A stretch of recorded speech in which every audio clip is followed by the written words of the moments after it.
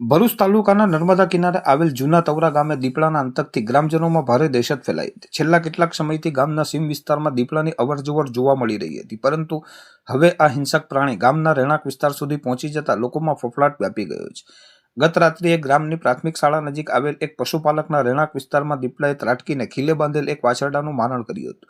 વહેલી સવારે જ્યારે પશુપાલક પશુઓને ચારો નાખવા ગયા ત્યારે વાછરડું લોહી લુહાણ હાલતમાં મૃત અવસ્થામાં મળી આવતા સમગ્ર પંથકમાં આ વાત વાયુવેગે પ્રસરી ગઈ હતી. ખાસ કરીને જે સ્થળે આ શિકાર થયો છે તેની બિલકુલ નજીક પ્રાથમિક શાળા આવેલ હોવાથી વાલીઓમાં પોતાના સંતાનોની સુરક્ષાને લઈને ભારે ચિંતા જોવા મળી રહી છે. ખેડૂતો અને ખેતમજૂરો પણ હવે ખેતરે જતા ગભરાઈ રહ્યા છે અને રાત્રિના સમયે ઘરની બહાર નીકળવાનું પણ લોકો ટાળી રહ્યા છે.